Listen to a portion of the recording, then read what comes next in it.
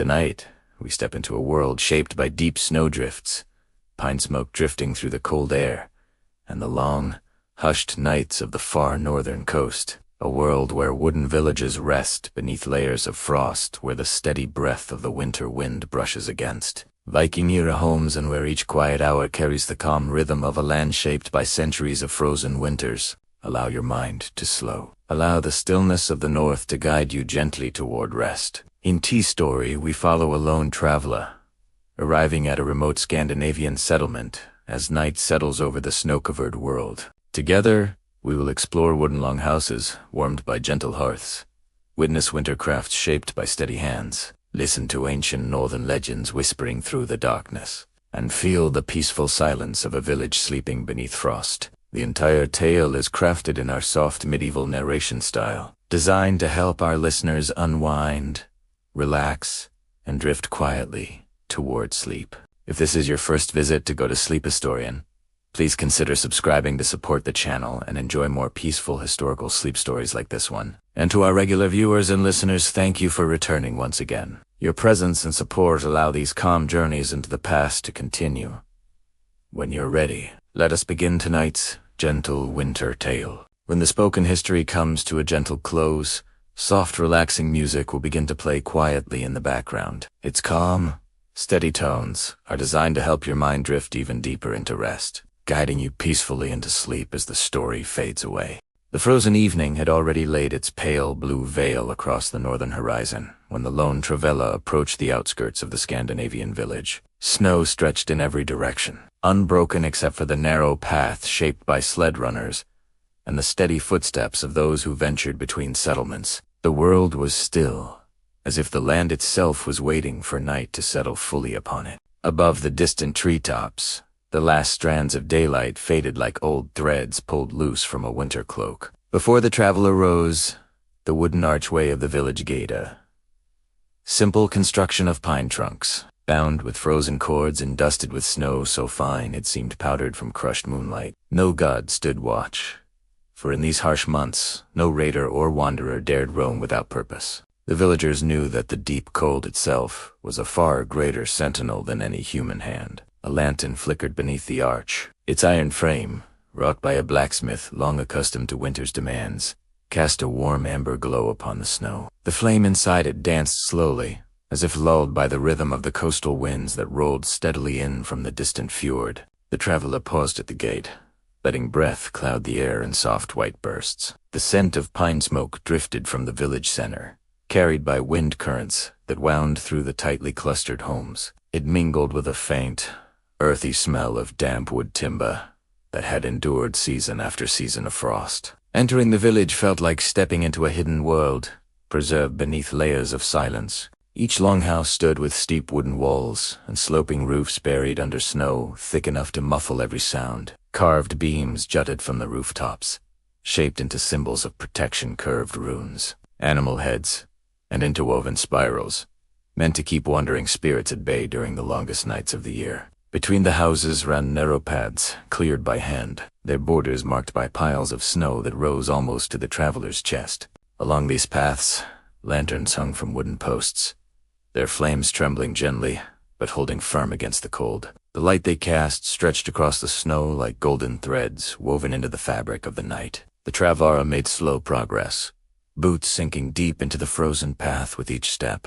A gust of wind swept through the village, brushing against the wooden walls and carrying with it the steady whisper of the nearby coast. It was a sound that belonged unmistakably to Scandinavian winters, neither violent nor soft, but constant, ancient, and patient. Ahead stood a small wooden bridge, crossing a stream now locked beneath thick ice. The planks creaked under the traveler's weight, though the sound was swallowed nearly at once by the snow-packed quiet. Beneath the icy surface, faint shadows shifted slow-moving water that would not fully freeze despite the cold, as if the stream insisted upon keeping one part of itself awake through the long season. Beyond the bridge, the village proper opened like a cluster of winter nests huddled together for warmth. Children's footprints dotted the snow around a gathering of carved wooden figures, small idols, and playthings left from a day of quiet amusement. Long drafts of cold vapor curled from the chimney holes of nearby homes, rising into the night where the first stars began to pierce the sky like silver pins, holding winter's vast tapestry in place. A woman clad in layers of wool and fur stepped outside one of the longhouses,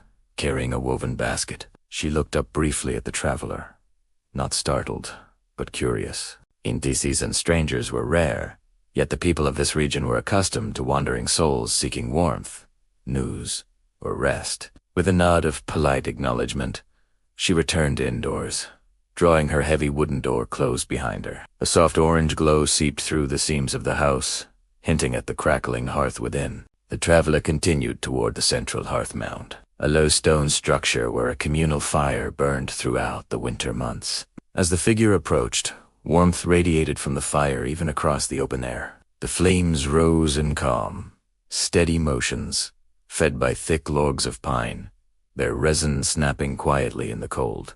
Villagers had gathered earlier in the day to tend it, ensuring that the fire never dimmed enough to allow frost to claim its stones. Past the communal hearth stood the chieftain's longhouse, the largest structure in the settlement. Its carved doorposts depicted intertwined wolves and serpents, symbols of endurance through unforgiving seasons. Smoke drifted upward from the roof vents, dispersing into the night like slow-moving ghosts. The traveler paused again, listening to the village breathe fires, crackling softly behind wooden walls, wind brushing past beams and rafters, snow settling where it pleased. This night was colder than most. The air held a sharpness that bit gently at exposed skin, reminding all who ventured outside that winter in these northern lands was not merely a season but a presence, a force that shaped every action and decision. The traveler pulled a cloak tighter, feeling the frost gather at its edges like delicate lace. At the far end of the village, the coastline cold. The rhythmic push of the wind carried hints of salt and sea ice. Though hidden by darkness, the traveler sensed the fjord stretching into the distance, its waters shifting beneath plates of ice, the docks creaking as if speaking in the language of old wood and older winters. It was a sound both lonely and comforting, for it had echoed through this land for centuries. As the traveler turned back toward the heart of the village, doors opened briefly here and there, releasing small pockets of warmth and gentle voices before closing once more to guard the precious heat within. Winter nights demanded care, patience, and a quiet respect for the ever-deepening cold. The traveler finally approached a modest longhouse near the village center. The doorway was adorned with simple carvings, nothing grand, but steady and sure. Light spilled softly beneath the door, and faint sounds of movement suggested a family preparing their home for another long night. Before knocking, the traveler paused to take in the surroundings once more. The snow-packed roofs, the dusky sky, thick with stars, the lanterns swaying gently in the breeze, the slow and steady crackle of pine. Everything moved with a rhythm older than memory, a rhythm that did not rush, a rhythm that endured. With a final breath drawn deep from the cold air, the traveler reached for the carved wooden door, ready to step into warmth and story, into quiet companionship in the calm heartbeat of a frozen Scandinavian night. The traveler stepped through the carved wooden doorway and into the quiet heart of the Scandinavian village, where every structure, large or small, seemed shaped by winter's long companionship.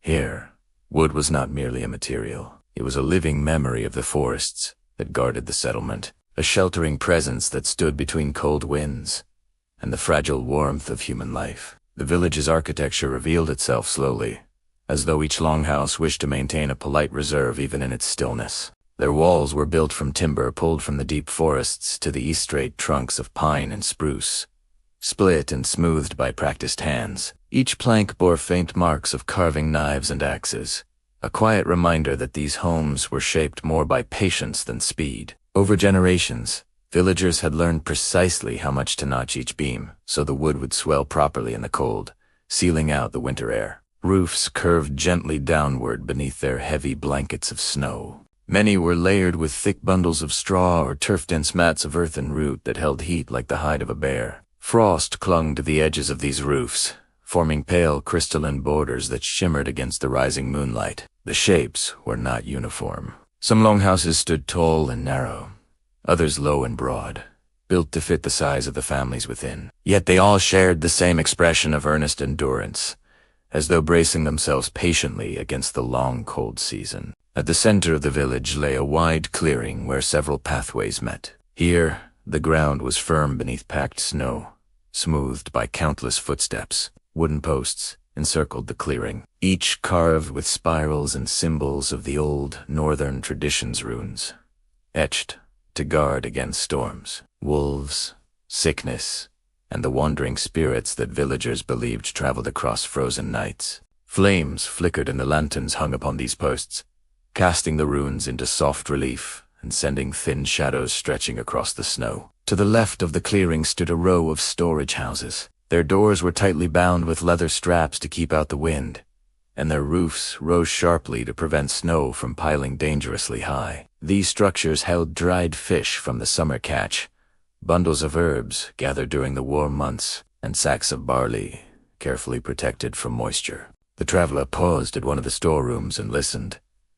Only silence answered. Everything inside rested in winter-suspended calm. Farther along, a timber-framed workshop leaned against the wind, as though bowing respectfully to it. Through the gaps in the shuttered windows came the faint aroma of pine sap, beeswax, and old wood scents, belonging to carpenters and carvers who spent their days mending sleds, reshaping tool handles, and repairing the wooden ribs of longboats. Even now, though the workshop stood empty, its walls seemed to echo with the steady rhythm of hammers and carving blades. Wooden curls from past work lay frozen in curving shapes near the threshold, like shavings of pale gold. The traveler moved onward, approaching the largest of the communal structures besides the chieftain's longhouse. This was the drying shed, where fish hung from thick beams, arranged in high rows. In warmer months, the shed held hundreds of fillets cut from cod and herring, but winter left only a faint odor of salt and sea that clung to the wood. Now the shed served another purpose,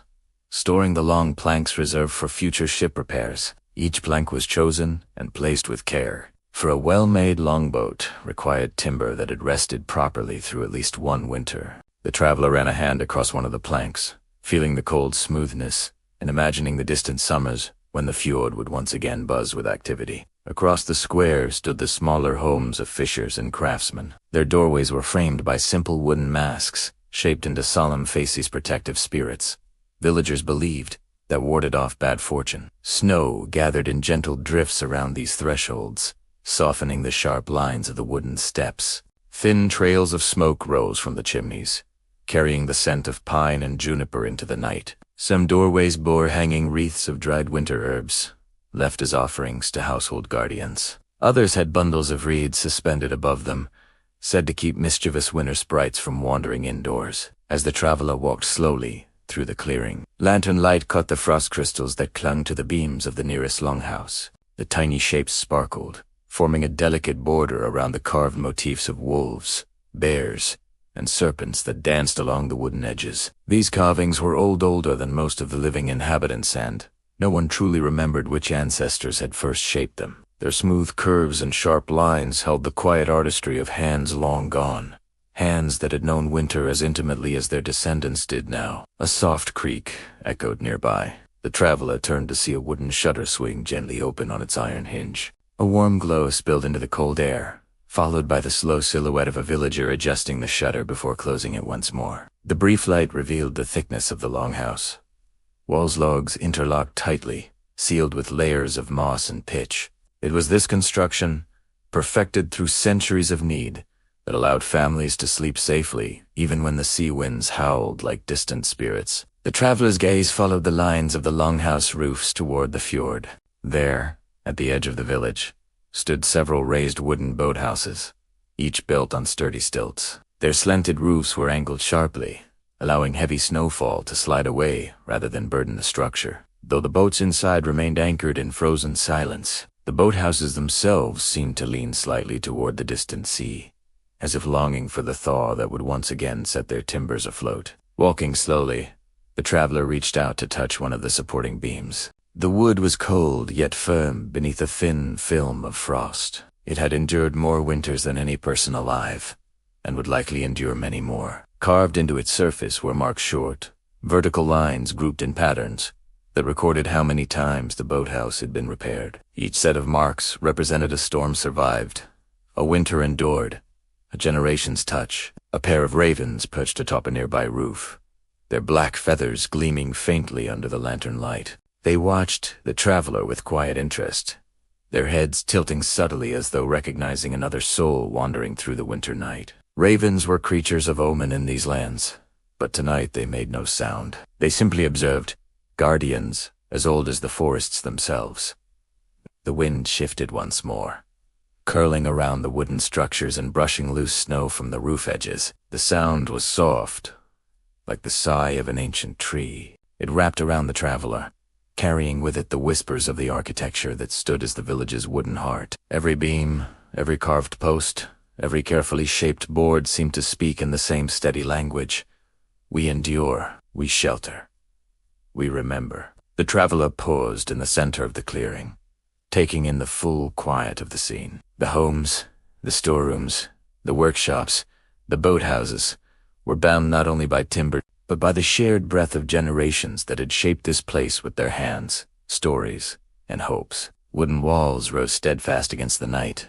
Lanterns glowed softly through frosted windows, and the deep calm of winter settled like a thick cloak over the roofs. Here, in this frozen Scandinavian village, the architecture breathed with the patient rhythm of the season, and as the traveler moved deeper into the settlement, the wooden heart of the village beat on slow, enduring and full of quiet warmth.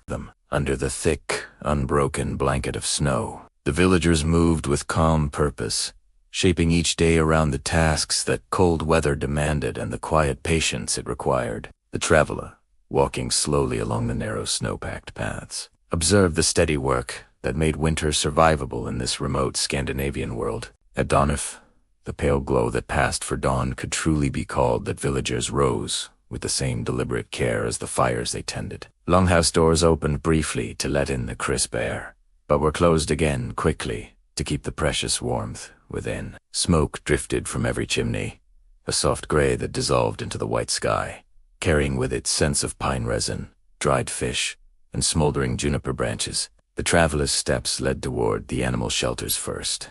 These low buildings, constructed of thick logs and insulated with dense straw, stood close to the longhouses so families could reach them even during blinding storms. Inside, goats shuffled quietly, their breath rising in small clouds. Cows, with heavy winter coats, stood in patient rows, eyes half chewing calmly as if the frozen world outside had no concern for them at all. Children came to these shelters each morning, their wool mittens stiffed with frost, to brush snow from the animals' backs and refill their troughs with the winter fodder stored during summer as brief warmth. One boy pulled a wooden rake along the floor, scraping away frost that had gathered overnight. Another carried buckets of grain, each step careful on the icy ground. Their work was slow, unhurried, accompanied by the soft sounds of animals shifting and the steady creak of wooden beams above. A woman nearby hummed an old winter tune as she checked the goats' hooves, her breath moving like steam around her face. These were not chores done out of haste or obligation. They were the gentle rituals that kept the heart of the village beating through the coldest months. Beyond the animal shelters, the traveler approached a long shed lined with drying racks. Here, fishers prepared the winter's catch long before the first frost hardened the fjord. Even now, inside the shed, older men sorted through the bundles of dried cod, checking for any signs of moisture. The thin crackle of dried skin and bone filled the air as they handled the fish with the same care one might give to delicate scrolls. The smell was sharp but familiar, a reminder of the sea's ever-present role in their lives. One of the men paused to run his fingers along a rack that held only a few pieces left from the previous season. His expression carried neither urgency nor worry, only acknowledgement that winter supplies must always be measured with respect. Nothing was wasted, for nothing could be. The traveler felt the truth of it in the silence between the men's movements, in the way they returned each fish to its place with a nod as if greeting an old companion. Farther along the path stood another small structure, its door hanging slightly crooked from years of use. Here lived the village weaver, an older woman with hands shaped by decades of spinning and weaving wool. Though the days remained short and the cold unrelenting, her work never ceased. Inside the dim room, lit only by a single oil lamp, she sat before her loom, threads stretched taut like the frozen branches outside. The traveler watched as her hands moved with extraordinary slowness and precision, guiding the shuttle back and forth. back and forth. The sound of the loom was soft, almost too soft to hear but steady, rhythmic, like a heartbeat under layers of wool and time. Wool dyed in muted winter. Colors rust red, deep pine green, soft gray hung from wooden pegs around the room.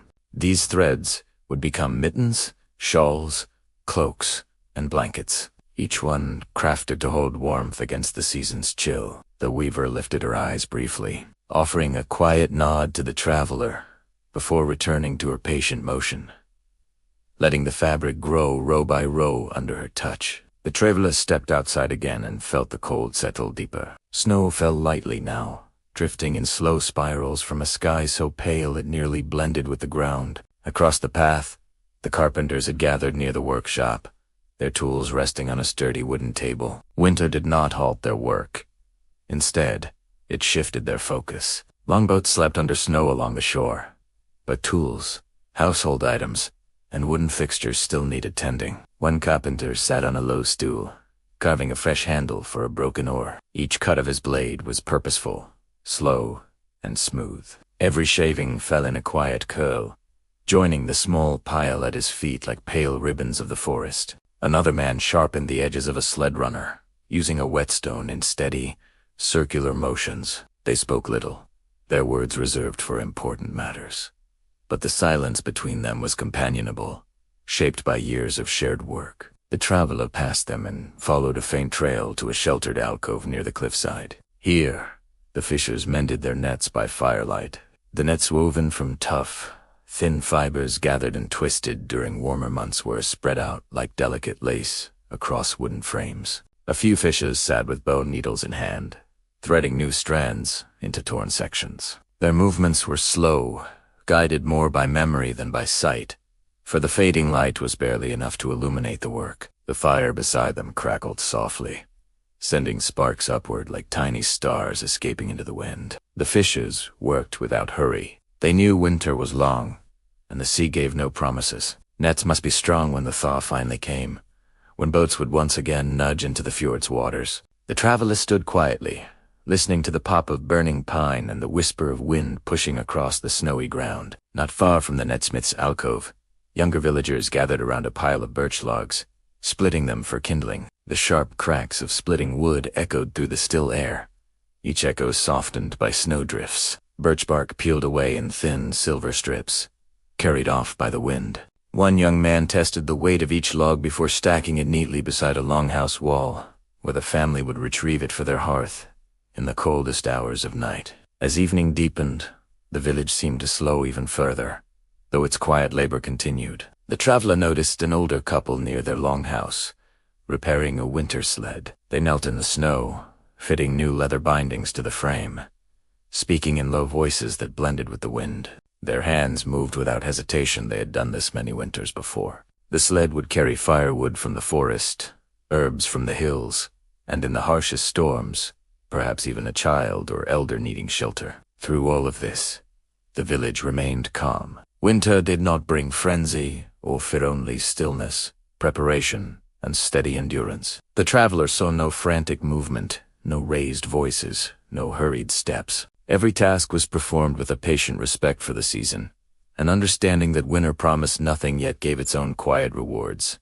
clarity, reflection, time. As the final light of day faded into deep blue, villagers began to return to their warm longhouses. Tools were stored, doors were secured, fires were fed fresh wood to burn through the long night. The traveler watched as lanterns glowed behind shuttered windows, turning the snow-covered village into a peaceful constellation of amber lights. And in that glow, every life, every animal, every craft, every humble task wove together the quiet fabric of winter livelihood, steady and enduring beneath the frozen Scandinavian sky. The traveler stepped toward one of the longhouses where a faint, warm glow seeped through its carved wooden shutters. Snow lay deep against the base of the walls, rising nearly as high as the lower beams. But the structure stood strong, its broad frame shaped to bear winter's heavy hand. Pushing gently against the solid wooden door, the traveler felt a rush of warmth meet the cold air as the entrance opened. Inside, the world changed completely. The familiar bite of frost faded into a deep, comforting heat that wrapped itself around the traveler like a heavy wool cloak. The central hearth glowed bright with orient embers, lined by smooth stones blackened from countless seasons of fire. Above the flames hung an iron pot suspended from a thick, sooty chain. Steam drifted from its rim, carrying the scent of barley, herbs, and root vegetables, filling the room with a quiet promise of nourishment. The longhouse breathed like a living creature, warm, sheltering, and filled with soft motion. Shadows from the fire flickered across the carved beams overhead, making the wooden animals and spiraling runes seem to shift and watch from their places. The traveler paused, letting eyes adjust, taking in every detail of this winter sanctuary. Straw mats covered the packed earth floor, softened with woven rugs, dyed in subtle shades of rusty red, pale honey, and deep ocean blue. These were not decorations but necessities, offering warmth beneath bare feet. Along the walls stood wooden chests and low shelves holding precious winter supplies, bundles of dried herbs, wax candles, wooden bowls, and carefully folded garments. Every object had its place and its purpose, for nothing in this season could be taken for granted. A family moved quietly around the hearth, their voices soft, as though the fire encouraged gentleness. The mother stirred the pot with slow, circular motions, her wool sleeves rolled carefully away from the rising steam. Her long braids were bound with strips of cloth, and her eyes reflected the flames as she tasted the broth and adjusted the herbs. Behind her, an older woman perhaps. Her mother sat weaving strips of wool, together with nimble fingers, shaping them into a warm, thick cloth for the cold nights ahead. A child sat on a low stool near the fire, carving a small wooden animal with a bone-handled knife. Each stroke was cautious and patient, as though the child understood that even play in winter carried the seriousness of craft. Shavings fell onto the rug in gentle curls. The child glanced at the traveler, then at the figurine, as if silently offering the warmth of companionship without a word. At the far end of the longhouse, several low beds lined the wall, nothing more than wooden frames filled with soft straw and covered with layers of furs. Reindeer, hide, sheep, fleece, and woven wool blankets lay piled in thick layers, ready to guard against the coldest hours of night. Above the beds hung simple decorations, small carved charms meant to bring protection, dried sprigs of winter herbs, and woven talismans passed through the family for generations. The traveler moved closer to the hearth, where the fire crackled with a calm, steady rhythm. A wooden bench sat nearby, worn smooth by years of use, and the traveler lowered onto it, feeling the deep warmth soak into cold limbs. The firelight painted the room in soft amber, making every object glow as though filled with its own quiet spirit. The scent of pine resin from the burning logs mingled with the aroma of the simmering stew, creating an atmosphere that eased both breath and thought. Near the hearth, a small table held a collection of everyday tools: bone needles, spools of wool thread, wooden spoons, and a small hand-carved spindle. These items spoke of winter's gentle demands tasks, of mending, crafting, and preparing. The traveler sensed that this season, though harsh outside, transformed indoor life into something calm, deeply rooted and purposeful. The father of the family sat close to one wall, repairing a leather boot. With slow, deliberate movements, he threaded a strip of sinew through the tough hide, sealing the seam that had worn thin. Beside him rested other winter gear, thick cloaks, worn gloves, and a fur-lined hood, all receiving careful attention. He glanced toward the traveler only once, offering the quiet nod of welcome common in winter months. Strangers were rare, but never unwelcome when the cold drew near. Overhead, the rafters glistened with faint traces of smoke, caught in the beams where heat met the cold wood. Dried bundles of herbs hung from these rafters: mint, yarrow, juniper, and winter flower. They filled the air with a subtle fragrance, as though reminding the longhouse that even in frozen months the memory of summer remained. Nearby hung strings of dried fish, clusters of garlic, and small bags of berries preserved in honey, precious reserves that families guarded carefully through each winter. A soft clatter sounded near the entrance, and the traveler turned. The family's eldest son entered, brushing snow from his boots. His cheeks were flushed from the cold, and frost clung to the fur of his cloak. In his arms, he carried a bundle of firewood, freshly split from the store beside the house. He set the logs beside the hearth, where their bark began to thaw gently in the heat. The traveler could smell the faint fragrance of fresh-cut birch before it joined the pile. As evening deepened outside, the longhouse seemed to draw closer around its inhabitants, gathering them in a slow, comforting embrace. The mother ladled stew into wooden bowls. Steam curled upward, soft and fragrant. The family ate in silence, not out of solemnity, but out of appreciation for the warmth and nourishment the hearth provided. When they finished, they shared warm honey water poured from a clay jar, sipping slowly, letting the sweetness settle. Later, the family gathered around the hearth again. The older woman set aside her weaving and reached for a small wooden bowl filled with dried berries. She offered some to the traveler with a slight, welcoming gesture. The traveler accepted, feeling the gentle hospitality that defined winter life in this land. The father began telling a quiet story, something familiar, something old. His voice moved slowly, like the drifting snow outside, filling the longhouse with the gentle cadence of tradition. The child leaned closer, eyes heavy with drowsiness. Shadows danced across the walls as the fire shifted, and the carved runes seemed to breathe in rhythm with the tale. The longhouse, sturdy and warm, became its own world, a sanctuary against the cold, a keeper of family, craft, memory, and life. Outside, frozen winds circled the village. Inside, the soft light of fire and the steady heartbeat of winter livelihood shaped a peace found only in the deepest nights of the north. Night settled slowly over the frozen Scandinavian village, drawing a cool veil of silence across the wooden roofs and snow-packed paths.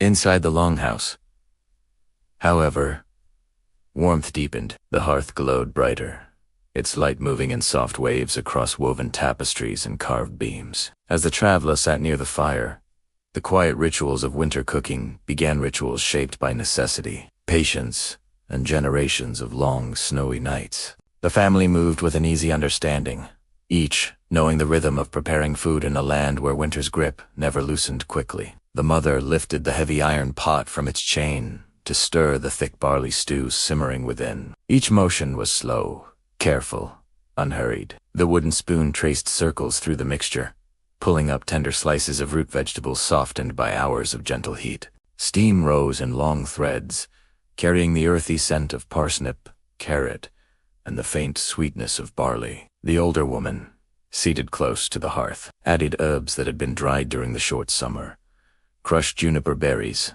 a pinch of thyme, and a shred of wild garlic. She rubbed the herbs between her palms before dropping them into the pot, releasing their fragrance into the warm air. The scent drifted through the longhouse like a soft memory of warmer seasons.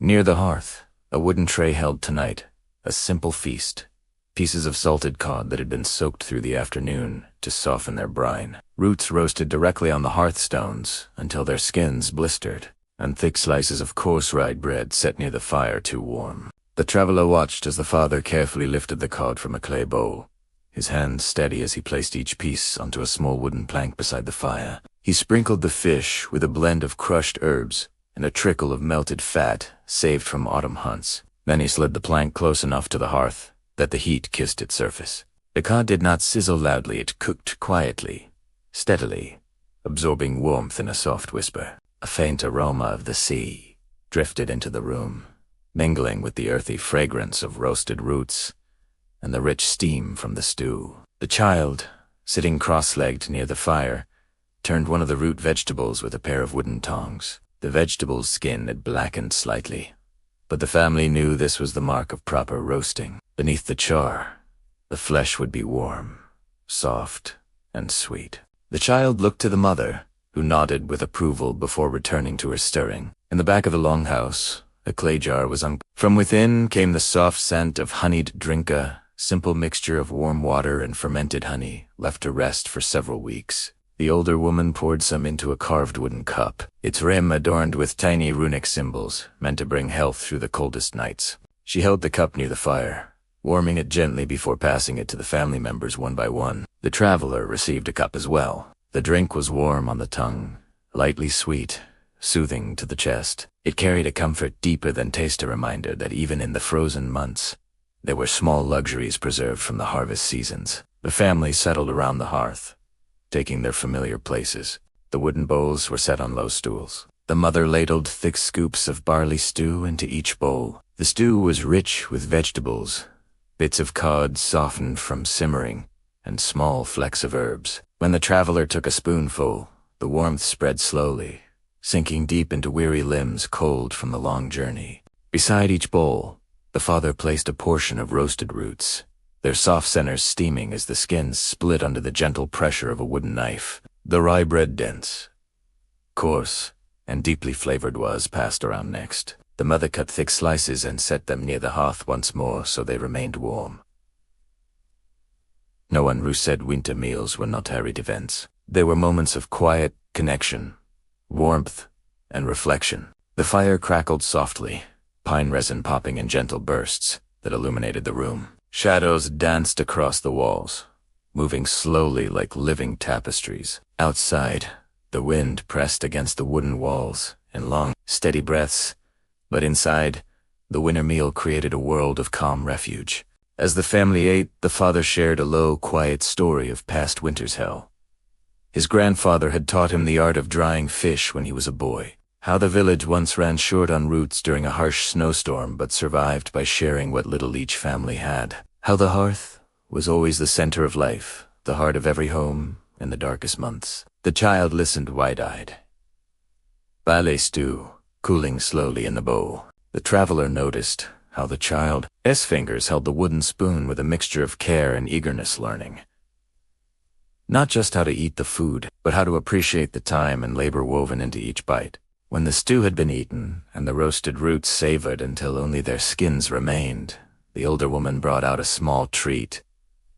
Berries preserved in thick honey. They were rare in winter, treasured like jewels. She offered one to each person, and though they were sweet, their sweetness did not startle the senses. It soothed them, lingering softly like the memory of summer sunlight. After the meal, the family cleaned their bowls with slow, practiced motions.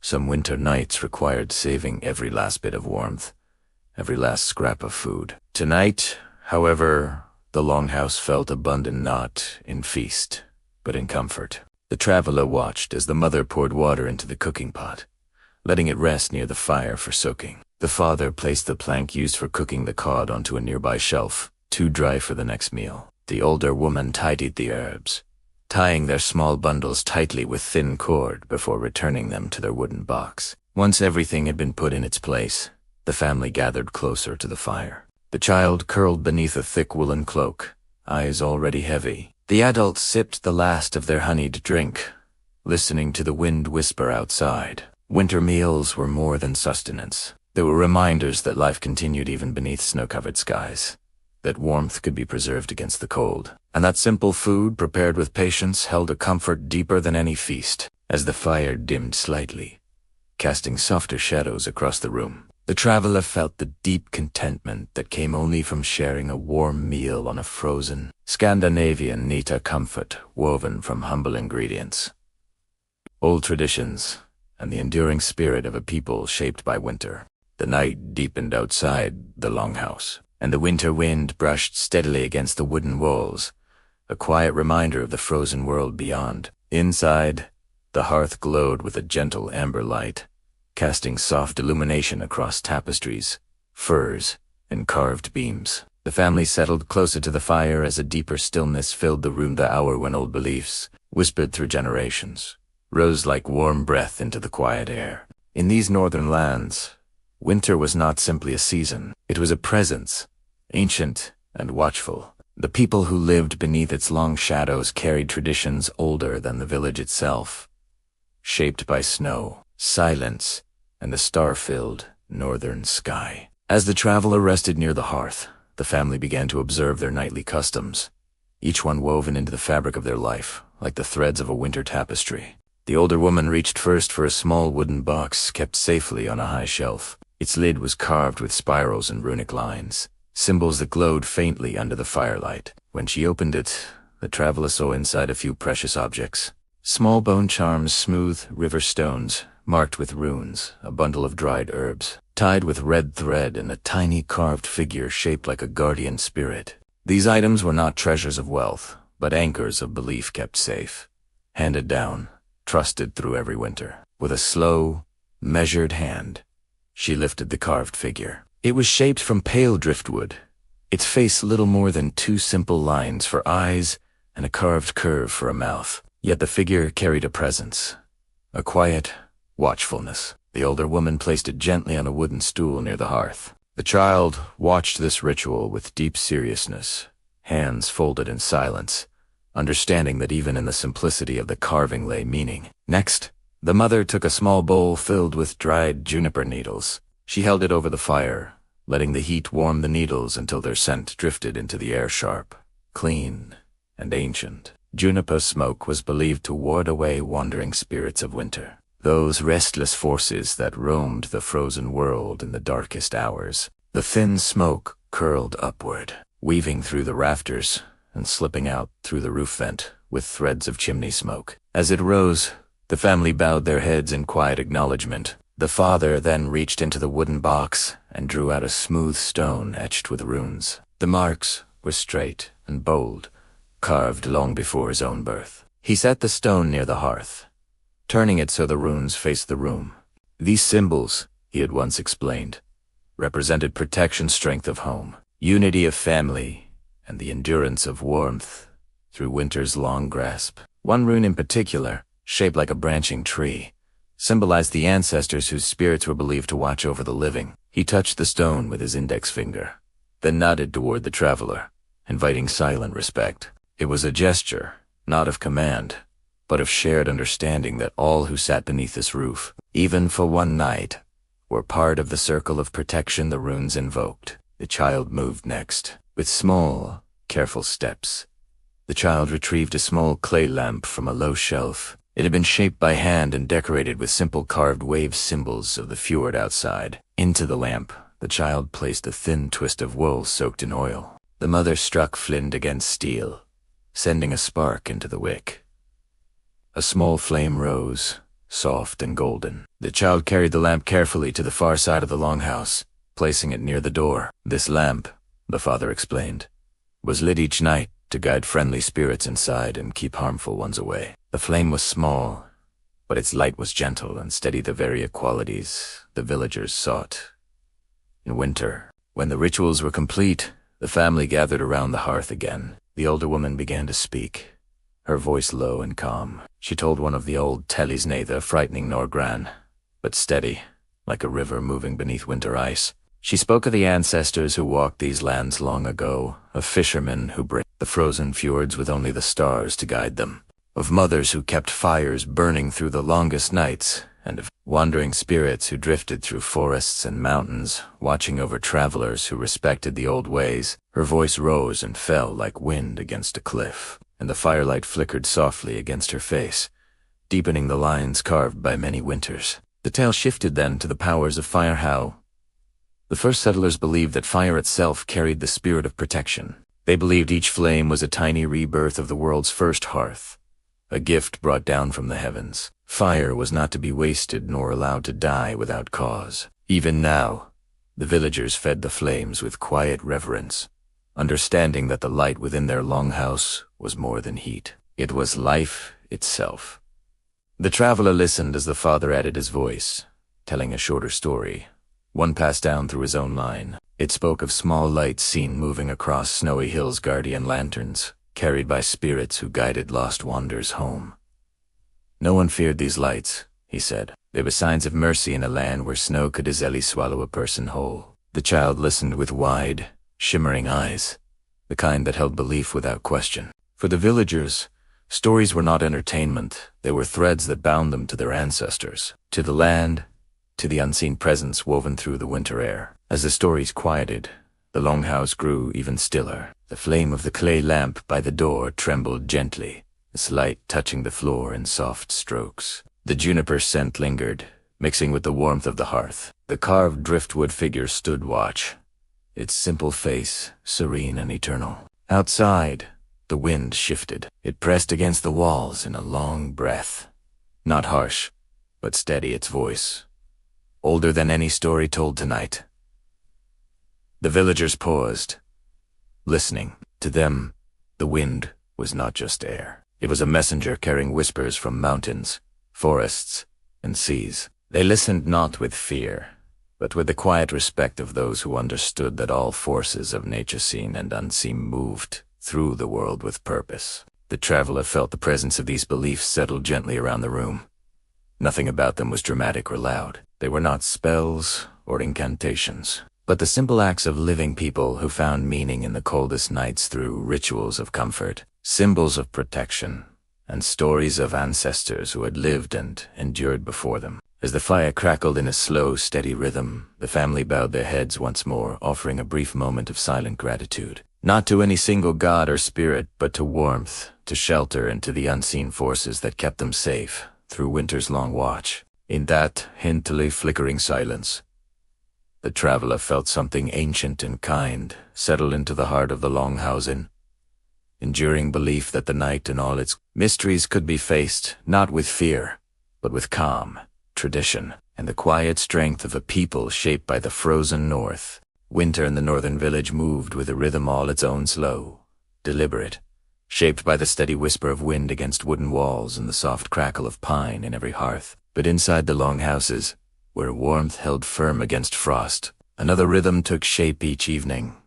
The calm, steady pulse of winter handiwork. These crafts were not hurried tasks, but gentle rituals threads that bound the community together through the long season of snow and silence. The traveler watched as the family prepared for their nightly work, spreading tools and materials across low wooden tables near the fire. For centuries, winters in this land had been shaped as much by hands as by storms. When the ground froze too hard for farming and the sea locked itself beneath thick ice, the people turned inward toward craft, toward creation, toward the work that filled both long nights and quiet lifetimes. The father moved first, taking up a wooden block, already bearing the rough outline of a figure. He carried with him a small pouch containing carving tools, each worn smooth from years of use. Kneeling by the hearth, he began to carve, his motions slow and sure. With each careful press of the blade, thin curls of pale wood fell like winter feathers upon the woven rug. The block gradually revealed its shape.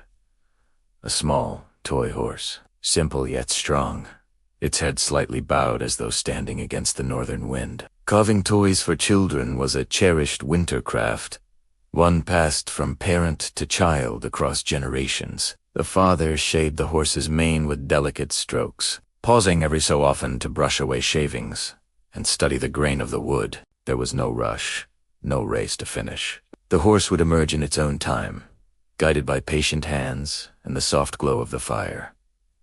Not far from him, the mother prepared her knitting. She wound thick wool around her fingers. The fibers dyed in muted shades of gray, deep blue, and earthy brown, the colors of the winter world outside. With her wooden needles, she began to knit mittens, the soft click of needle against needle becoming a soothing rhythm in the room. Each row grew slowly, each stitch pulled with gentle precision. The traveler noticed the intricate pattern forming on the wool. These designs were not random, they were symbols of protection against the cold. Motifs inspired by the mountains, the sea, and the ancestral stories whispered through countless winters. A line of interlocking diamonds represented unity in hardship. A row of short, slanted stitches symbolized the falling snow. Every pattern held meaning, woven into each garment with deliberate care. Beside the mother, the older woman worked on a piece of bone long, narrow, polished smooth. With a small knife, she shaped it into a sewing needle, sharpening its point and drilling a tiny hole with a heated awl. Bone tools were essential to winter life. In a season when metal was scarce and precious, bone provided strength and durability. The older woman's hands moved with the confidence of age, guided not by sight alone but by memory carved deep into muscle and bone from decades of practice. Her work was so quiet that the traveler could almost imagine hearing the faint scratch of blade on bone beneath the soft crackle of pine logs. When she finished shaping the needle, she held it up toward the firelight. It glimmered faintly, its surface smooth and its point perfectly honed. She nodded with satisfaction and set it beside several other small, shining proofs of patience. Across the longhouse, the child sat with a tangled fishing net laid across small knees. Though the sea outside rested beneath ice, the nets had to be mended long before winter's end. Using a bone needle and thin twine, the child repaired loose knots, learning the delicate art that would one day help feed the village. Each knot was tied with careful fingers, guided gently by the father's occasional glance. The traveler admired the child's determination. Even at such a young age, Winter taught lessons of focus, perseverance, and quiet craftsmanship. The fire shifted in the hearth. Sparks rose, and the scent of resin drifted through the room. Earthy, grounding. The crafts continued in steady harmony. From the corner, another sound emerged. The soft rasp of a sharpening stone. The father, taking a brief pause from carving, prepared another small knife, used for shaping small wooden beads and ornaments. He moved the blade along the stone with smooth, even strokes.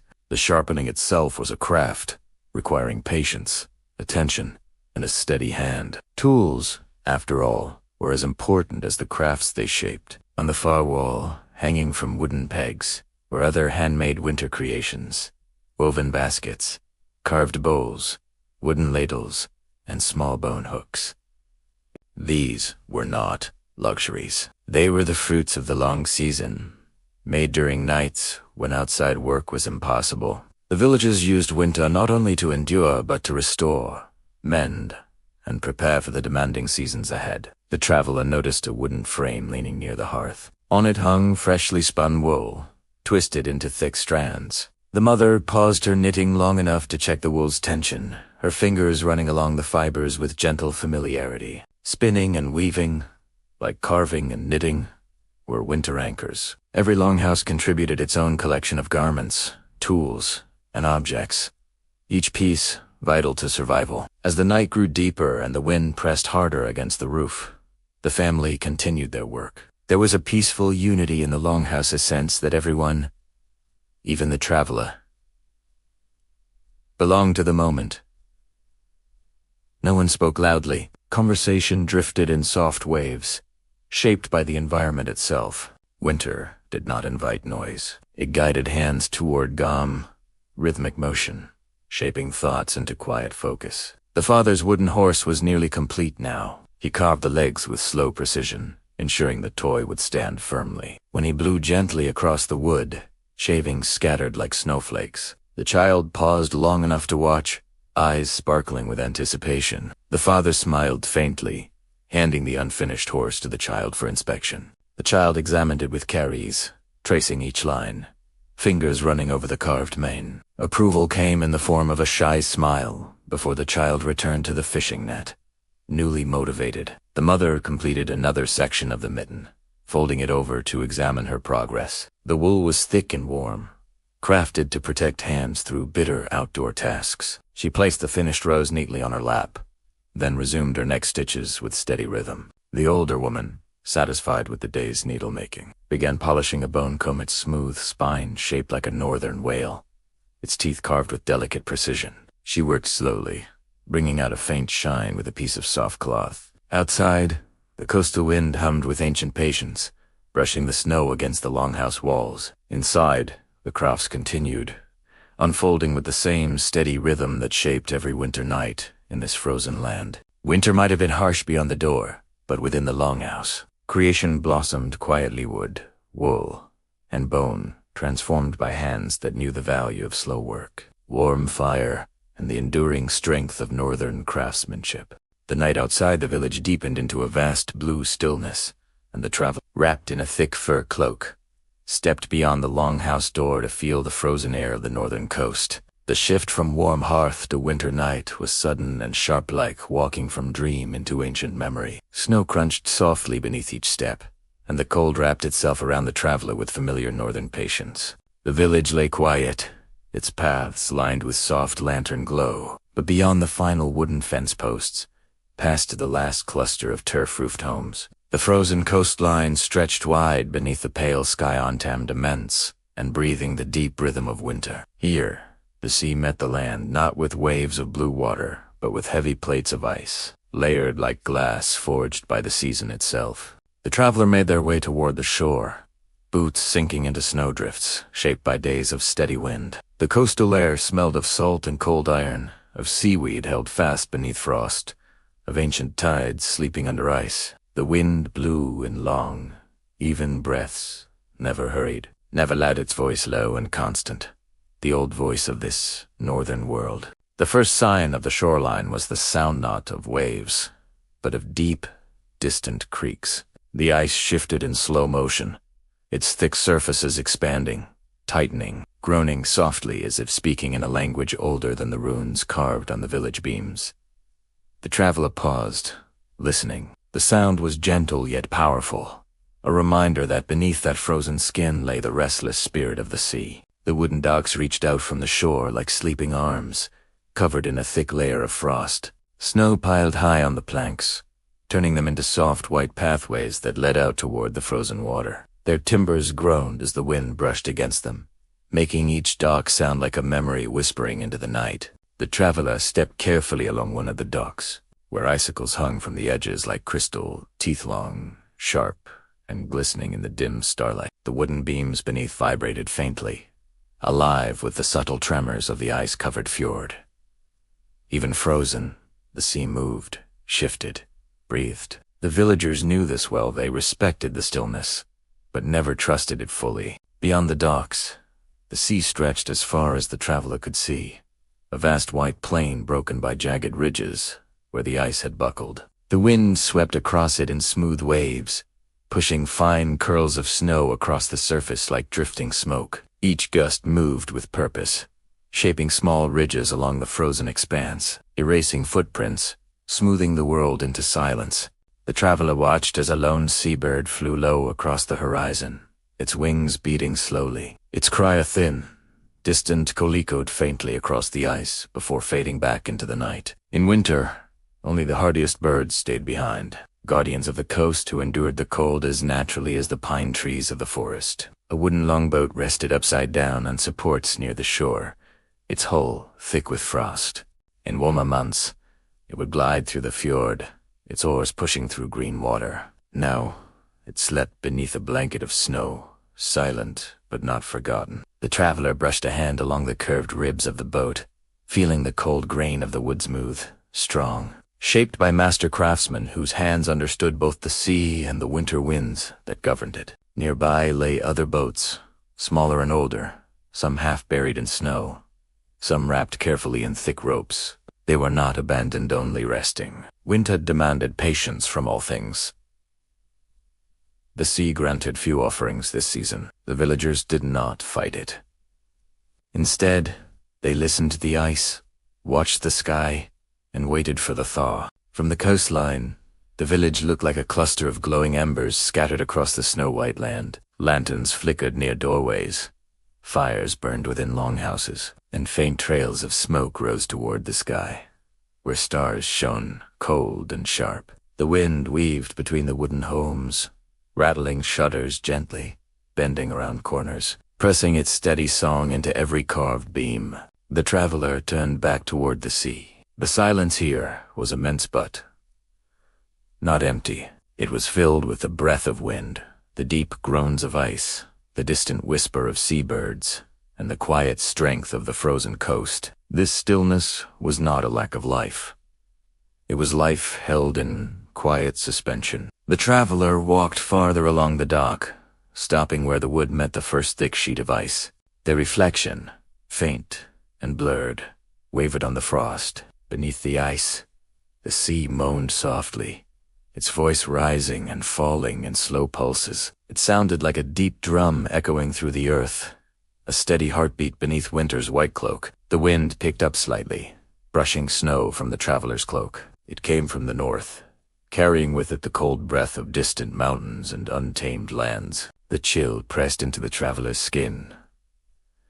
But it was not unwelcome. It was the air of this world, sharp and honest. The traveler found a place to sit on the edge of the dock, feeling the wood creak under the weight. They watched the horizon, where the sky blurred into ice, and let the quiet settle around them. This was the kind of silence that seeped into the bones, not chilling, but cleansing like a long exhale after a lifetime of breath held tight. Somewhere far across the frozen fjord, a soft cracking sound echoed deep, slow, powerful. The ice shifted again. The docks trembled faintly, and the wind carried the sound across the coast like a distant drumbeat. The traveler closed their eyes, listening.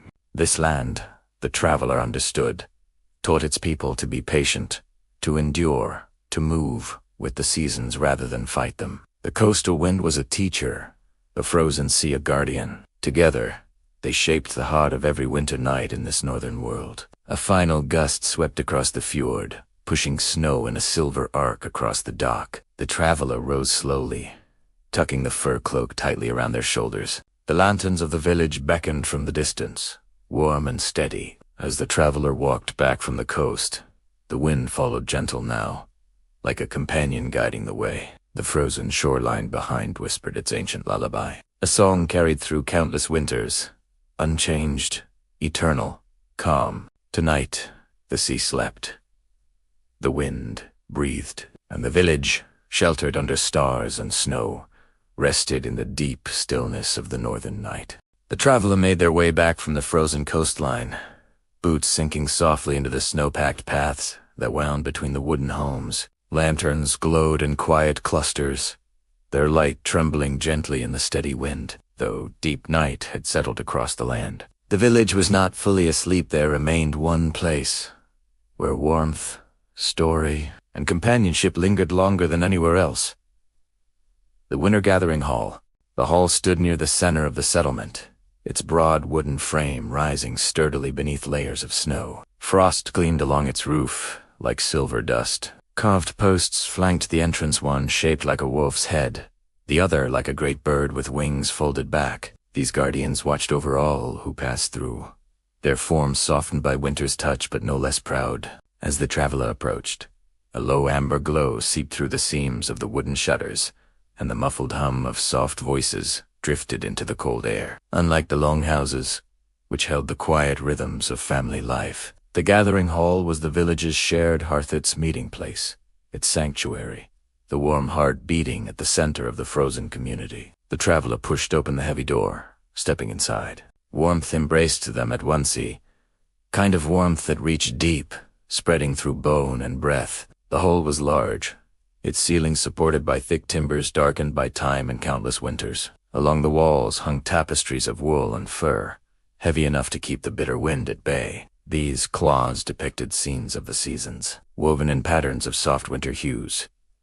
Mountains crowned with snow, fjords beneath pale skies, and forests of endless pine. At the far end of the hall, a great hearth blazed. Flames rose steadily, crackling with a deep, soothing rhythm that seemed to guide the entire room's breathing. Pine logs burnt slow and bright, releasing the mellow scent of resin. Shadows danced along the beams above, moving like ghostly figures participating in an old, silent ritual. A small gathering of villagers sat upon wooden benches arranged around the hearth. They were wrapped in thick woolen cloaks and fur-lined garments, their faces softened by firelight and the tranquility of long winter nights. No feasting took place, here no grand meals or loud celebrations. This hall belonged to silence and the gentle murmur of companionship, a place where the harshness of winter paused at the door. Someone lifted a small drum, a simple round frame of wood stretched with taut hide. Its sound was soft, almost like a heartbeat, as fingers tapped lightly in a slow, even rhythm. The drum did not command attention. It simply guided the mood of the room, steady and calm. Beside the drummer, an elder sat with a stringed lyre. His fingers plucked the strings lightly, coaxing a delicate melody that floated through the hall like drifting snow. The notes were older than the hall itself, carried on from ancestors who once told stories under the same kind of winter sky. The melody did not rise or fall sharply. Instead, it moved in gentle waves, soothing in its simplicity. The traveler found a seat near the fire, where warmth pooled like still water. A woman offered a wooden cup filled with warm berry drink, dark, slightly sweet, and comforting against the cold.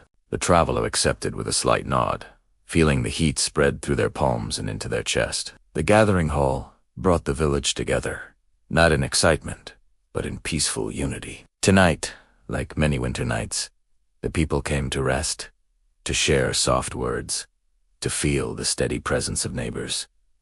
Here, winters were not faced alone. A man near the hearth spoke first, his voice low and measured. He shared news of the day's weather, of the frozen coastline, of the shape of snowdrifts near the eastern forest. Nothing urgent, nothing dramatic, just the quiet sharing of winter knowledge, passed among villagers like small glowing embers. An elderly woman responded with a story of her youth, recalling a winter so harsh that the sea ice had stretched farther than memory, forming natural bridges between distant islands. The younger villagers listened with gentle curiosity, sipping their warm drinks. Another woman added a soft tale of how she once followed the tracks of a fox through deep snow to find her lost sheep. Her voice was calm, and her words painted images of silent woods, shimmering frost, and the comfort of returning home. These stories were not meant to excite or alarm. They were offered like winter blankets light, familiar, woven with quiet humor or gentle reflection, each one keeping the room warmly alive. The lyre's melody continued, threading between voices, filling moments of silence with soft sound. The drum maintained its steady heartbeat, slow and grounding. In the corner, two children drowsed beneath a fur blanket, heads resting on each other's shoulders, their eyes heavy with sleep. The wind outside brushed softly against the wooden walls, its voice muted here in the hall's shelter. Snow tapped occasionally against the shutters, but the hearth's warmth held the room safe and serene. The traveler observed the hall more closely. Along one wall, bundles of dried herbs hung from wooden pegs. Sage for cleansing, lavender for calm, juniper for warmth. Beside them, several old shields decorated with faded paint leaned against the timber. They were not used in this season. Winter was a time of peace, reflection, and endurance. The shields simply watched over the hall, reminders of the strength of those who had lived through countless winters before. Above the hearth hung a carved wooden panel, showing a long serpent weaving through waves and snow, an ancient symbol of cycles, of death and rebirth, of winter's deep grip and spring's slow return. The flames flickered against the carving, making the serpent seem almost alive. The room's atmosphere shifted gently as the night deepened. Voices softened further. The stories slowed. The lyre's melody faded into quiet plucking, the drum's rhythm soft, like a heartbeat preparing for rest. One by one, villagers rose from the benches, offering nods of good night before returning slowly to their homes. No one rushed. Every movement matched the calm pace of winter. The older woman near the hearth placed a final log on the fire, letting it settle into the embers with a soft sigh. Sparks rose briefly, swirling upward into the chimney like tiny fire spirits seeking the night sky. The traveler stood at last, bowing slightly to those who remained. The gathering hole had given them a deeper warmth than fire alone, an understanding of the quiet camaraderie that carried the villagers through the frozen months. Stepping outside, the traveler felt the chill return, but it no longer seemed sharp. The warmth of the hall lingered like an ember beneath the cloak. Lanterns flickered along the snowy paths, and the wind hummed its steady northern song. Behind them, the hall's hearth continued to burn gently, a quiet guardian of the night. Night lay thick over the village as the traveler made their way back toward the longhouse. The snow-covered roofs glowed faintly under the pale shimmer of the winter sky, where stars shone sharp and distant like cold shards of silver. The wind had softened, now its earlier strength settling into a gentle hum that drifted between the wooden homes and followed the traveler like a quiet companion. Inside the longhouse, the hearth still burned with a low, steady flame. The family welcomed the traveler in with warm nods, and the soft glow of firelight pushed back the darkness. Tonight, after the calm hours spent in the winter gathering hall, the night called for something older than simple conversation. Tonight was a night for legends. These were the stories reserved for the long months of ice, whispered from memory, shaped by centuries, and carried by the deep hush of frozen winters. The older woman settled closest to the fire, her hands folded in her lap, her eyes reflecting the amber glow of the flames. She had the presence of one who carried many winters within her, and when she began to speak, her voice rose with a slow rhythm of snow, falling quietly through a pine forest. She started with a tale known throughout the northern lands, the story of the northern lights. She spoke of how the glowing bands of green and gold that danced across the winter sky were more than simple lights. Many believed them to be the fires of ancestors, guiding the living through the darkest nights. When the winds were calm and the sky clear, villagers would stand outside and watch the moving colors, feeling the presence of those who had walked the same snowy paths long before. Children were told never to whistle under the northern lights, for it was said the spirits might mistake it as a call and carry them away. Instead, Silence was kept reverent, and still as the sky shimmered with ancestral flame, the wind outside brushed softly against the beams, as though nodding to the truth of her words. When her tale ended, the father continued, his voice deep and measured. His story told of the frost giants, the great beings who lived beyond the far mountains. He described them not as monsters, but as ancient forces keepers of winter's power. They dwelled where the world's edge met the endless ice, shaping storms with their breath and sending snow to test the strength of humankind. The traveler listened, imagining towering silhouettes moving slowly through frozen valleys, their steps shaping avalanches, their voices rumbling like thunder beneath the earth. According to the legend, the frost giants were neither cruel nor kind. They simply were. They did not seek to harm villagers, but neither did they care for their comfort. Winter was their realm, and those who lived within its reach learned to respect the quiet dominion of these ancient beings. The wind outside seemed to deepen for a moment, as though echoing their heavy footsteps through distant mountains. The mother took her turn next. Her story told of a winter guardian, a spirit known only as the Silent Walker. She said the Silent Walker traveled across the northern lands during the darkest nights, leaving no footprints behind. Cloaked in drifting snow, the spirit guided lost travelers back to their homes when storms swallowed the paths. Some claimed they had seen a faint figure standing on a hilltop during fierce blizzards, motionless, watching, but when they approached, the figure vanished like mist. The spirit left no words, no signs, only safety for those who respected the land. Even now, in winters like this one, villagers whispered, quiet thanks to the Silent Walker, when they reached home safely through storms and darkness. The child, wide-eyed beneath a woolen blanket, listened, with breath held in gentle wonder. Then came the oldest tale of the night, one the child asked for in a shy voice, knowing it well but never tiring of it. The older woman smiled and obliged. She spoke of the fire and the ice, a tale about a solitary flame that burned deep beneath the frozen sea. According to legend, this flame was placed there by the first northern goddess to keep the world from freezing entirely. Though invisible, the hidden fire warmed the great tides and kept the frozen fjords alive beneath their icy surface. Villagers believed that the deep creaking of winter ice was the sound of that ancient fire shifting, breathing, and reminding the world that even the coldest nights held life within them. The traveler remembered the groaning ice heard earlier along the coast and felt the legend settle into the memory like a warm ember. The father leaned forward and placed another log on the fire. Sparks rose and danced upward, disappearing into the chimney like tiny stars. Shadows shifted over the carved beams, making the runic symbols flicker as though alive. Outside, the wind continued its steady low song, and snow drifted softly against the shutters. The child asked if there were legends of the trees in winter, and the mother nodded. She told of the whispering pine, an ancient tree that grew alone on a distant mountain. It was said to have roots so deep that they touched the memories of the earth itself. During winter nights, when the wind brushed through its branches, the tree spoke in soft sigh, sharing secrets of storms, lost travelers, old sorrows, and forgotten joys. No one had seen the whispering pine in many generations, but the sound of wind through distant forests was said to be its voice carried across the land. The older woman added a final tale, shorter and quieter than the others, almost a lullaby. It was the story of Snow Mother, a spirit who walked through the village in the earliest hours before dawn, wrapping each home in a blanket of silence. She was neither seen nor heard, but her passing could be felt. When the morning light shone upon untouched snow smooth, unbroken villagers said Snow Mother had visited in the night, shielding them from the harsher spirits of the winter world. The fire dimmed slightly as the tale ended, its glow now soft and mellow.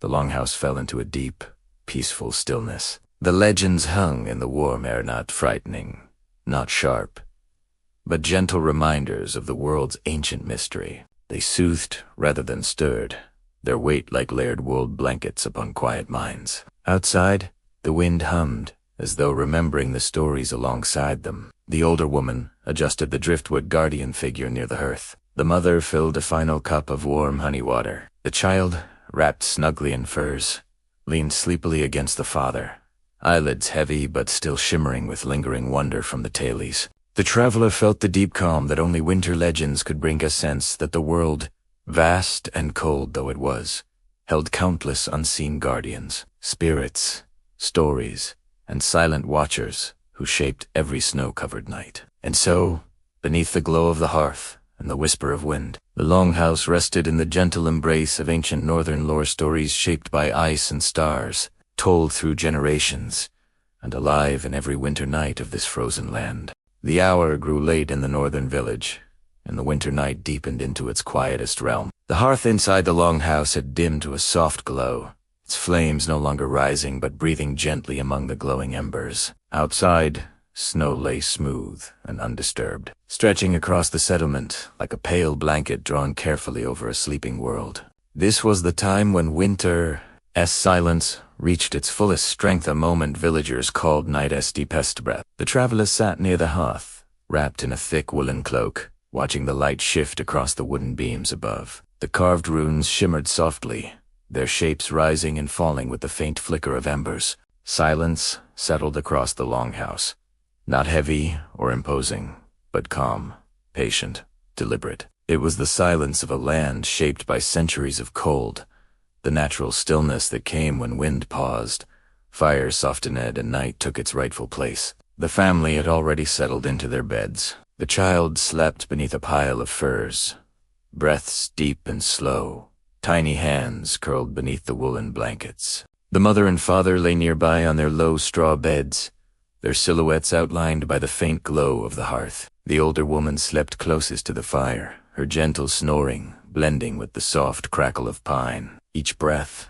each shifting blanket, each faint sigh contributed to the quiet symphony of winter night. The traveler remained awake a little longer. Outside, snow muffled every sound. No footsteps, no wind, no distant creak of ice reached the longhouse during these late hours. Even the coastal breeze had retreated to a slow, barely perceptible hum. If the traveler listened closely, they could hear only the faintest whisper, the subtle movement of cold air brushing against the roof, soft enough to resemble a sigh. The last pine log in the hearth shifted slightly, sending a tiny crack through the stillness. Sparks rose for a brief moment before settling gently back into the embers. Shadows along the walls moved in slow waves, sliding over the carved beams, the hanging herbs, the wooden chests. The warm light touched every corner of the room, turning the longhouse into a sanctuary of deep, peaceful slumber. The traveler breathed in the scent of winter,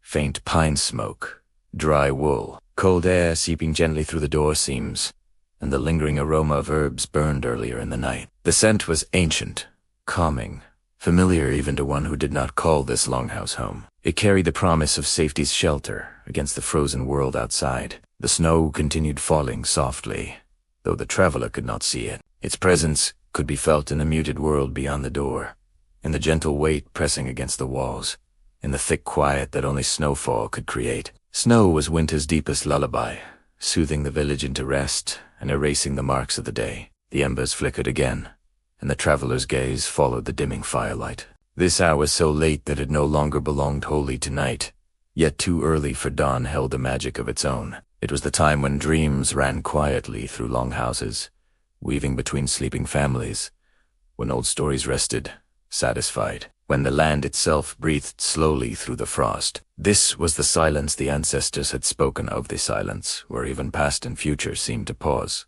listening. The traveler let their thoughts settle. The earlier legends of frost giants, ancestral lights, and winter guardians drifted through their mind, like slow-moving clouds. Outside, somewhere beyond the village fence, perhaps the silent walker moved softly through the snow, watching over homes and hearths. Perhaps the ancestors in the shimmering northern lights kept a distant vigil. Perhaps the frost giants themselves slumbered in the far mountains, dreaming in deep winter sleep. The traveler felt no fear of these possibilities, only calm acceptance. This land belonged to silence as much as to cold, to story as much as to survival. A faint hum rose from the walls as the cold outside shifted slightly. The longhouse answered with gentle creaks, not of strain but of recognition, wood expanding and settling, as though the structure itself breathed along with its occupants. These sounds were familiar to the villagers, signs that their homes lived through winter with them. bending and holding against the frost. The traveler reached for a small fur blanket and draped it around their shoulders, feeling warmth settle deeper into their bones.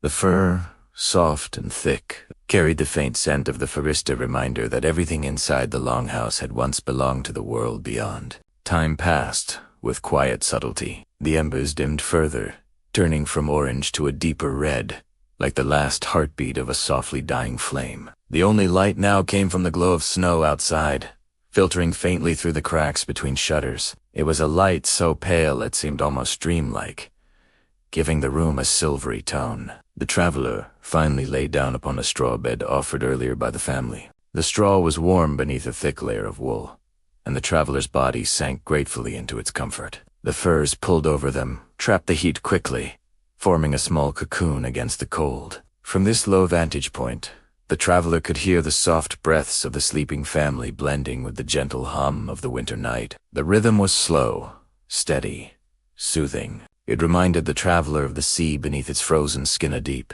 ancient heartbeat that never ceased, even when the world lay silent under snow. The traveler's eyes grew heavy. Outside, snow continued to fall, blanketing the village deeper into peaceful silence. No dogs barked, no birds called, no footsteps wandered. Only the land remained awake, holding its own quiet vigil. Inside, the longhouse rested warm, safe, wrapped in furs and soft shadows. Even the carved guardian figure near the hearth seemed to relax, its wooden face glowing faintly in the low light. The traveler's breath slowed, matching the gentle pulse of night, and in that perfect stillness, the cold world beyond held its silence. The hearth held its final warmth, and the village drifted deeper into the calmest, most sacred hour of winter, night's deepest silence.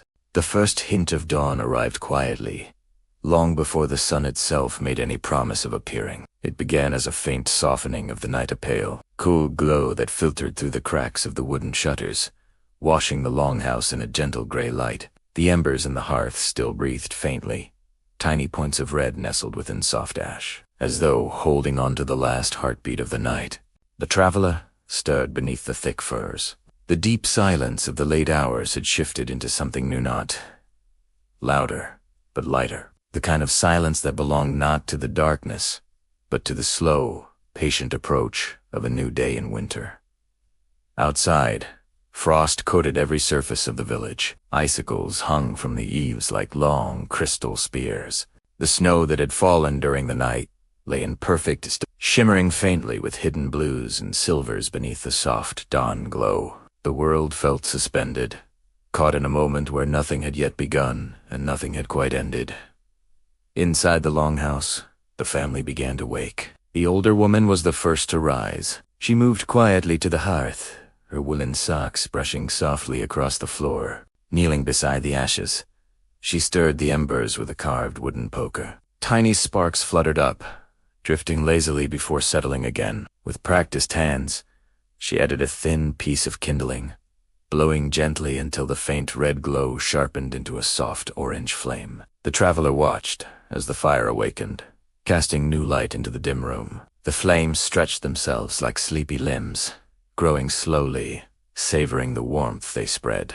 The father rose next, stretching beneath his fur blanket before standing to check the wooden shutters. A thin glow of dawn crept between their seams, painting narrow lines of pale light across the interior walls. He opened one shutter slightly, letting in a breath of cold morning air. It rolled into the longhouse in a gentle wave, fresh, crisp, carrying the faint scent of pine and sea. The mother stirred from her bed, gathering blankets and folding them neatly. The child, still half dreaming, shifted beneath the furs before sitting up with sleepy eyes, blinking at the soft dawn light streaming into the room.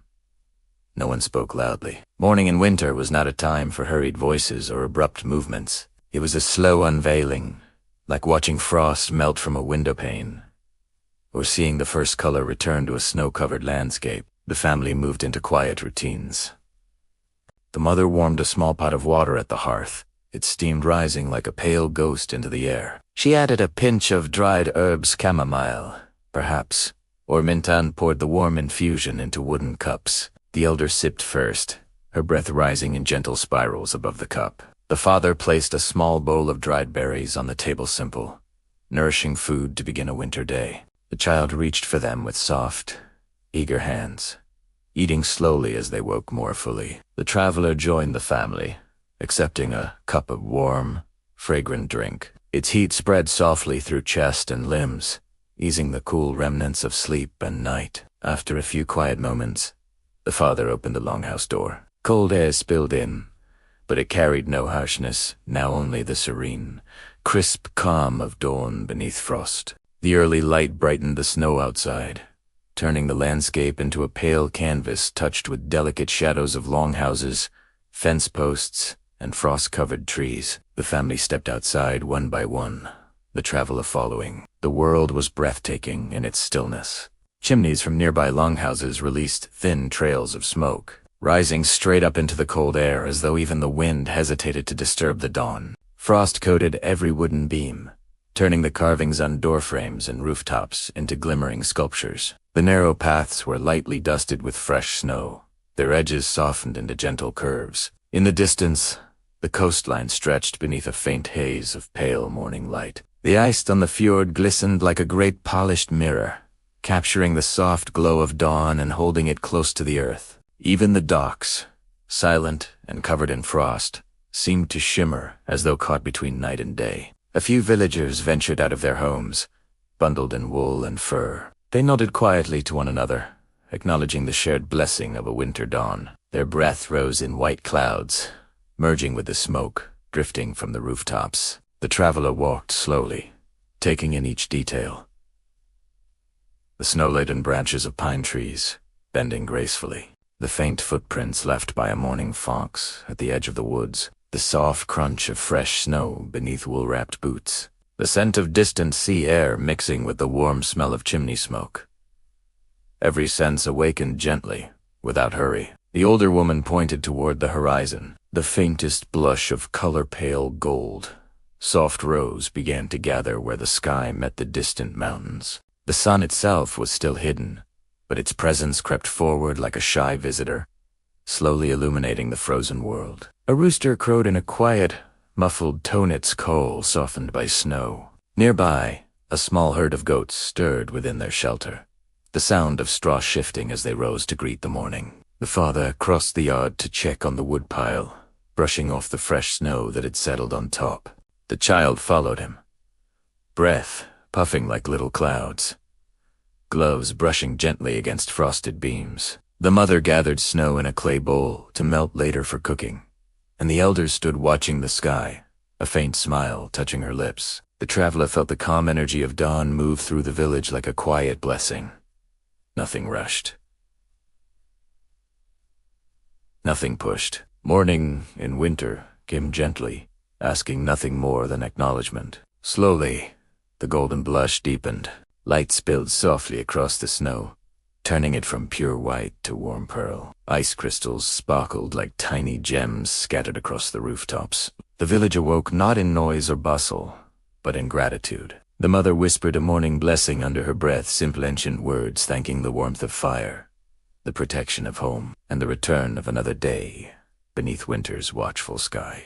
Far across the fjord, the first edge of the sun finally crested the horizon, a small circle of dim gold, softened by frost and morning mist. Its light warmed the snowy landscape with gentle fingers, touching rooftops, pine branches, and long-settled drifts. The traveler closed their eyes, feeling the sunlight brush across their face like a quiet promise. Dawn beneath the frost was not bright or triumphant. It was soft, humble, steady. Yet in its softness lay strength, the strength of a new beginning in a land where winter ruled with firm but quiet hands. As the village stirred further to life, the traveler felt a deep calm settle within. The long night had passed. Stories had been told. Crafts finished. Silence honored. Hearths tended. And now, beneath the gentle glow of dawn, the world began, again peaceful, renewed, wrapped in the frozen beauty of medieval Scandinavia. As our journey through the frozen Scandinavian night draws to a close, the village settles into even deeper quiet. Smoke rises gently from the chimneys.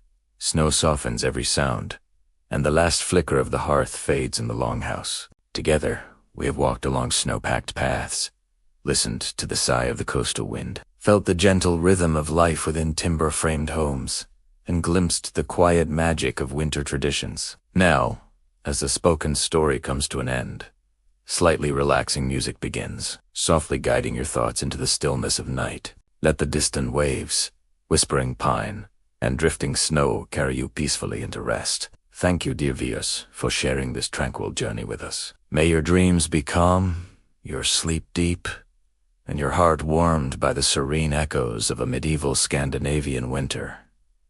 Good night.